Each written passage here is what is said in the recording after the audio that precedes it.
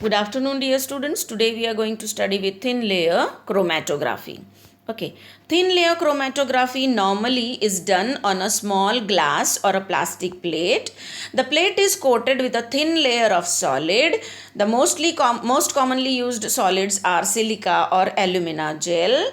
Now, this solid is the stationary phase, and the mobile phase is an organic solvent or usually a mixture of organic solvents. Thin layer chromatography involves okay mostly the principle of partition coefficient, wherein solutes or the sample is allowed to migrate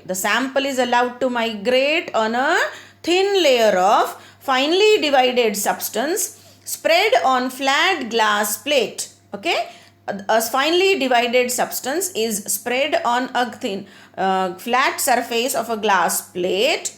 Okay, the sample is applied at one end of the glass plate and it is then dipped into the solvent, which is placed in a glass chamber. The chromatographic run is allowed to carry out in ascending manner only. Okay, so you prepare a thin layer on a flat surface, you apply the sample as a spot at one end, the plate is dipped into the beaker or a container containing solvent, and chromatographic run is allowed to take place in ascending manner. Once the chromatogram is developed, the resolved components are detected by spraying with coloring agent or UV absorption or fluorescence detector or autoradiography is done. So the setup of thin layer chromatography consists of a beaker or a glass container which contains the eluting solvent. Then inside the solvent or inside the beaker you keep your thin layer glass plate having thin layer adsorbing material. So there is a thin layer chromatography plate. At the bottom you have to mark a pencil line, or you have to mark a line, and on the line you spot the mixture. Okay, the mixture that is spotted should not be dipped inside the solvent. Okay, this is how you set up your thin layer chromatography apparatus. And now the first step, okay, we will discuss each step one by one. The first step is preparation of a thin layer. The glass plate which is used to prepare the thin layer should be even, it should be flat and even, it should be thoroughly cleaned by washing, and it has to be dried before use. In modern thin layer chromatography kits, plastic or foil plates are used instead of glass plates. The material from which the thin layer is to be made. The material may be silica gel, alumina gel, kieselguhr, etc. So the material from which the thin layer is to be made is mixed with water, and you prepare a thick suspension which is called as slurry. The slurry is applied on the glass plate in the form of a uniform thin layer. Okay, so apply the slurry on the glass plate in the form of a uniform undisturbed thin layer with the help of an applicator called as spreader. If you want to carry out analytical separations, the thickness of the layer should be 0.25 millimeter, and if you want to carry out preparative separation, then the layer should be very thick. Okay, now there are variations or types of thin layer chromatography. Okay, you can apply partition thin layer, you can apply the principle of partition coefficient, then it is partition thin layer chromatography. The other type of thin layer chromatography are adsorption chromatography, ion exchange thin layer chromatography, gel filtration thin layer chromatography, etc. The most common type of in which thin layer chromatography is performed is adsorption thin layer chromatography. Okay, so what should be the thin layer made up of? The thin layer is made up of adsorbing material. What are the various adsorbing materials used, like alumina, cellulose powder, etc., etc. Okay, so the various type of adsorbing material along with the type of solvent system used for development of the chromatogram, and what are the compounds which can be separated by adsorption chromatography on a thin layer plate are given in this table. Okay, so if you want to separate mono or disaccharides, then the adsorbing material used is generally Kieselguhr G. Okay, it may be Kieselguhr G prepared in sodium phosphate buffer having pH 5. Then the solvent system is variable. So if you are separating mono and disaccharides by Kieselguhr G, the solvent system is a mixture of ethyl acetate and propanol in the ratio of 65 to 35. Okay. If you are separating, say, triglycerides, the absorbing material is silica gel G, and the solvent system is petroleum ether, diethyl ether, and acetone in the ratio of 90:10:1, and so on. Okay, so if you are separating amino acids, say for example silica gel G, then the solvent system may be ethanol and water in the ratio of 70:30, or the solvent system may be butanol, acetic acid, and water in the ratio of 80:20:20. If you are separating plant pigments, you generally use Kieselguhr G, and the solvent system used for development of the chromatogram is petroleum ether or propanol in the ratio 99:1. Like this. Okay. Now one more thing we have to keep in mind, that when we are preparing the stationary phase for adsorption chromatography, the binder has to be added to the slurry. We have to add the binder to the slurry. So the binder generally used is calcium sulfate. Binder helps in better adhesion of the stationary phase on the glass or foil plate. Okay. So for adhesion of the stationary phase to the glass or foil plate, we mix the binder into the slurry. Okay. The plates are dried before application of the sample. Okay, but before you spot the sample, the plates are dried. Once you apply the slurry on the plate needs to be dried. But in case of thin layer gel filtration chromatography, the plate should not be dried. Okay, so if you are performing thin layer gel filtration chromatography, no need to dry the plate, but in other adsorption chromatography, you have to dry the plate. Sometimes you have to activate the plate also. Okay, so in adsorption chromatography, it is to be if you are performing adsorption chromatography, thin layer is activated by heating at 110 degree Celsius for several hours. Okay, so you have to activate the plate by heating at 110 degree Celsius. Now the next step, once your thin layer is ready, the next step is sample application. So the sample is applied on the surface of thin layer of adsorbent as a small spot. Okay, so the sample is to be spotted.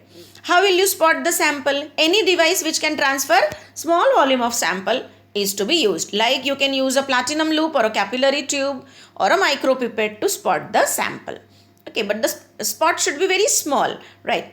Now, sometimes the sample is spotted in the form of a narrow line, thin line. Okay, so for some method, the sample may be applied as a narrow streak at the right angle to the flow of the solvent. At right angles to the flow of the solvent. Now, you have to take care here that you should not scrap the thin layer while you are applying the sample. So, do not scrap the thin layer while you are applying the sample. So, this is another way we can show the setup. So, this is a chamber, thin layer chromatography chamber, in which we place the solvent, saturate the chamber. Then you place the thin layer plate where you have spotted the sample, and the separation of components is done by using the solvent system. Again, so the first step, you can look at the first container. Okay, so the black dotted lines are showing the solvent, and your sample line is above the solvent. Okay, so the sample line, the spotted sample should not get dipped inside the solvent. Okay, and then you perform ascending thin layer chromatography, right? And the sample components get separated, or they travel up. Okay, because it is ascending type, they travel up and get separated, and then you develop the chromatogram. Okay, this is how you develop the chromatogram. Most of the time, the components present in the sample or the sample components are not colored. Okay, if you are separating plant pigments, they are already colored and you can see the colors, right? And by locating the color and the distance each component travels, you can say find out what are the different components present. But most of the time the sample components are not colored, so color development is necessary. Okay, so once your chromatographic run is over, color development is necessary, and then you can carry out relative flow also. Say if you are separating amino acids, then RF values are very important to identify the amino acid. So what is the RF value? It is the retardation factor or relative flow. How will you calculate? Distance traveled by the solute component, or your distance traveled by the solute divided by distance traveled by the solvent. Distance traveled by the solvent is always similar. RF value is always less than 1. Okay, now the distance traveled by solvent, how will you note? Okay, once your chromatographic run is over, your plate is wet, with the help of a pencil, you just mark the solvent front so that you can calculate the RF values, right? Then the next step after spotting is plate development, right? For plate development, you need solvent system, right? So what is the solvent system to be used? The choice of the solvent is given in the above table that we discussed, like whether you are going to use butanol, acetic acid, or water, or whatever, in what concentration, depends upon what molecules you are separating, what is your sample containing, right? The procedure must of course be conducted in a closed chamber, right? You have to the plate development of, or the chromatogram development should be done in a closed chamber only to prevent the evaporation of the solvent. Okay, and the technique used is ascending chromatography. Out of necessity, you cannot perform descending one, ascending only. You can also perform two-dimensional chromatography. Okay. One of the greatest advantage of thin layer chromatography is the speed at which the separation is achieved. It's very fast. Generally 10 to 30 minutes are sufficient. For some techniques 90 minutes may be required, but generally 10 to 30 minutes time is sufficient to carry out thin layer chromatography. It's very fast, right? The development is continued, okay, until the faster moving components or solvent front approaches the end of the plate, okay. Up to what time? How long will you allow the development process? Till the solvent approaches the end of the plate. The plate is then removed. The solvent is allowed to evaporate. The solvent front can be marked if you want to calculate RF value. The solvent is allowed to evaporate. The plate is then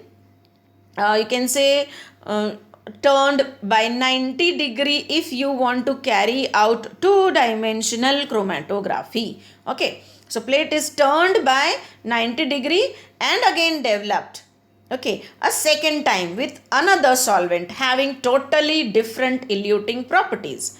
Since the two solvents used have different eluting properties, the distribution coefficient of the individual component in them will also differ. Thus, components which were not separated by one dimension will now be separated. Okay, this procedure is known as two-dimensional chromatography. Okay, so if your sample components are not separated properly by single ascending chromatographic technique, then you can perform two-dimensional chromatography. What will you do there? You develop the chromatogram first, allow the solvent to reach one end. Once that is over, if it is one-dimensional, take out the plate and proceed. But if you want to perform two-dimensional, then rotate the plate by 90 degree and again carry out the elution process or chromatogram development process. And for the second time you have to use a different solvent system. Okay, so that is called as two-dimensional chromatography. It gives you better resolution of the sample components, better elution, right? Okay, so once your chromatographic run is over, the next step is detection. There are several detection methods available. For example, UV absorption, fluorescence technique, measuring the fluorescence, autoradiography if the components are radio labeled, production of colors by applying chemicals, right? What are the different methods? Production of coloring, spraying with coloring agent, then ultraviolet absorption study, fluorescence detection, autoradiography in case the components are radio labeled. Okay, so these are the several methods of detection. Okay, specific methods for thin layer chromatography are spraying the plate with 25 to 50% sulfuric acid in ethanol and heating. If you are separating carbohydrates, okay, like mono or disaccharides, this results in charring of most of the compounds, which shows up as brown spots, right? So if you are separating carbohydrates, then you have to use 25 to 50% sulfuric acid in ethanol heating. This results in charring of the compounds, which shows up brown spots. You can also use iodine vapors. It is extensively used as a universal reagent for organic compounds, right? Then the iodine spot disappear rapidly, but can be made more permanent by spraying with 0.5% benzidine solution in absolute alcohol, right? So that the spot should not go away. Iodine vapor is seen concentrated in the form of a cloud over the region. What will happen here? The place, okay, the region on the plate where your sample components have, you can say, been separated or have traveled, the place where your sample component is present, then at that point you can see iodine vapors concentrated in the form of a cloud. So a brown spot appears. These spots can be scrapped out. If you want to perform quantitative estimation, then the place where the spot is present is scrapped out. The sample component present in that material is eluted and analyzed quantitatively. You can quantitate the concentration of each sample component also. On plate quantification of the separated components, okay, might be achieved by employing a densitometer, which not only measures the ultraviolet or visible absorption of the separated component, but also gives you a complete absorption spectrum of the compound for identification purpose, right? So when you want to perform quantitative estimation, then you have to scrap the spot, elute it out, perform quantitation. Say for example, you can use a densitometer, which not only measures the UV or visible absorption, I mean, at what range the compound absorbs the UV or visible light, but also gives you a complete absorption spectrum of the compound. So you can find out the concentration of the compound, you can get the spectrum, and so that you can understand, you can identify the compound, okay. In case the substance is radio labeled, then autoradiography is performed. So you have to make a scan. You have to perform scanning and you get an autoradiograph. You can quantitate the separated components if your sample component is radio labeled, right? Now, what are the advantages and applications of thin layer chromatography as compared to paper chromatography? Thin layer chromatography is more versatile, it is more faster and reproducible. It is often used as a pilot technique to quickly determine the complexity of a mixture. If you find out how complex the mixture is, what are the different components, and if you want results in very fast results, then thin layer chromatography is the best. Okay, so it is used to determine the complexity of mixture. It is used to find out the best conditions for large scale chromatography. Because of its speed and simplicity, it is used to follow the course of a reaction.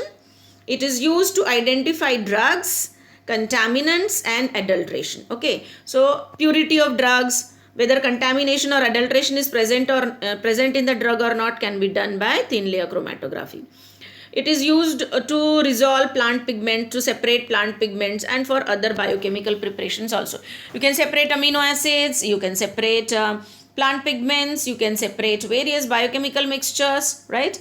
And the advantage is that the technique is very fast, versatile, and the results are reproducible. Okay, so that's all about thin layer chromatography.